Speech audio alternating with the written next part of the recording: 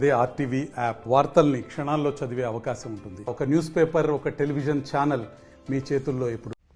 ప్రభుత్వ ఉద్యోగాల్లో ఉన్న కుటుంబాలకు వార్డు మెంబర్ నుంచి మొదలు పెడితే కేంద్ర మంత్రులు, శాసనసభ్యులు, శాసన మండలి సభ్యులు, జిల్లా పరిషత్ చైర్మన్లు, ఎంపీపీలు, జెడ్పీటీసీలు, సర్పంచులు, ఎంపీటీసీల కాంచెలు మొదలుకుంటే కనీసం మాల జాతి మాలను రిజర్వేషన్ బాబాసాహెబ్ అంబేద్కర్ కల్పించిన రిజర్వేషన్ తోని అయినానే విషయం మర్చిపోయి ఈరోజు మాల కులం అనే చెప్పుకునే దుస్థితికి వచ్చిన పరిస్థితి వచ్చింది. ఈరోజు అదే మందకృష్ణ సోదరుడు ఎట్లయితే పిలిపిస్తే ఒక ఇంట్లో కుటుంబంలో 5 ఉంటే వారు 3 ఆ మీటింగ్ హాజరవుతారు.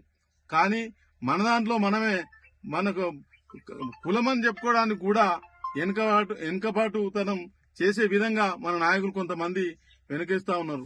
కాబట్టి ఇప్పుడు ఈరోజు సుప్రీంకోర్టులో తీర్పిచ్చిన దాన్ని బట్టి ఆ 7 జడ్జిలతో పాటు 6 ఒప్పుకుంటే ఒక వ్యక్తి ఒప్పుకోలే. దాన్ని ఇప్పటికే అయిపోయిందని కుంగిపోవద్దు.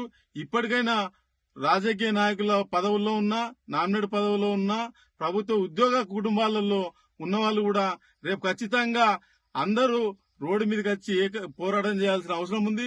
లేకపోతే రేపు భవిష్యత్ తరాలకు మన పిల్లలకు విషం పెట్టిన వాళ్ళమైతం. ఖచ్చితంగా ఈ వర్గీకరణ విషయంలో మీరు కనుక రాకపోతే అన్నా నీకే మాల సోదరునికి డిమాండ్ చేస్తా ఉన్నా, రిక్వెస్ట్ చేస్తా ఉన్నా, ఖచ్చితంగా రావాల్సిందే, కొట్లాడాల్సిందే, దాన్ని మన హక్కులను సాధించుకోవాల్సిందే.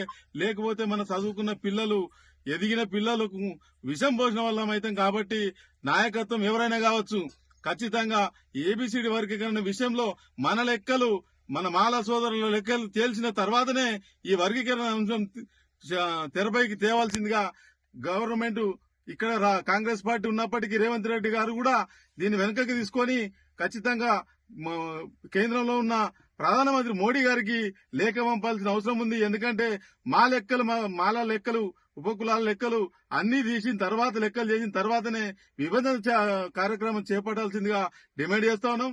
లేదంటే 2 ప్రభుత్వాలను ఎండగట్టే మా మాల సోదరులు ఇక్కకుండా మేల్కొంటారు.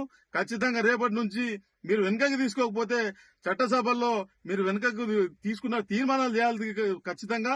లేదంటే మాల కుటుంబ సభ్యులు, ప్రభుత్వ ఉద్యోగులు, రాజకీయ నాయకులు, వార్డు నుంచి మొదలు పెడితే మొత్తం జనాభా రోడ్లపైకి వచ్చి మిమ్మల్ని ఎక్కడెక్కడ మా ఎమ్మెల్యేలను కూడా ఒక్కటి డిమాండ్ చేస్తా ఉన్నాం. శాసన మండలిలో కావచ్చు, శాసనసభలో కావచ్చు, ఎందుకు నోరు మెదపలేరు? ఖచ్చితంగా మీ సీఎం రేవంత్ రెడ్డి గారిని ఎందుకు ఒప్పిస్తలేకపోతున్నారు? ఖచ్చితంగా తీర్మానం చేయాలి. వాపస్ జనాభా లెక్కలు, సమగ్ర కుటుంబ సర్వే గతం ప్రభుత్వం సమగ్ర కుటుంబ సర్వే చేసింది. ఆ జనాభా ప్రాతిపదికన ఎందుకు చూపెట్టలేకపోతున్నారు? మాల సామాజిక వర్గం ఇంత ఉందని తక్కువ చూపెట్టి వాళ్ళను మా సోదరులను ఎక్కువ చూపెడతారు. దీన్ని ఖచ్చితంగా ఖండిస్తా ఉన్నాం.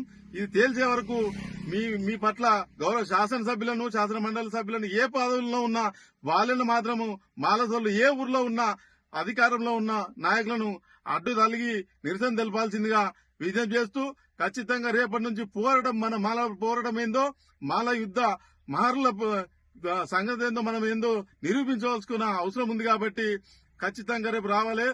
రాకపోతే మనకు మనమే విషమై పిల్లలకు విషం పోసినట్టు ఉంటాం. కాబట్టి ప్రతి ఒక్కరు గమనించాల్సిందిగా, ప్రతి ఒక్క రిపోర్టర్ కావచ్చు, వార్డు మెంబర్ నుంచి మొదలు పెడితే, సామాన్యుల నుంచి మొదలు పెడితే, ఉన్నత స్థాయి ప్రధాని దాకా ఏ స్థాయిలో ఉన్న వాళ్ళు ఆ స్థాయిలో కొట్లాడాలి. కానీ కొట్లాడకపోతే మనగడ దెబ్బతింటది. కాబట్టి దీని మీద అందరు స్పందించాలని చెప్పి రిక్వెస్ట్ చేస్తూ చేయని వాళ్ళను డిమాండ్ చేస్తా ఉన్నా. జై భీమ్, జై మాల.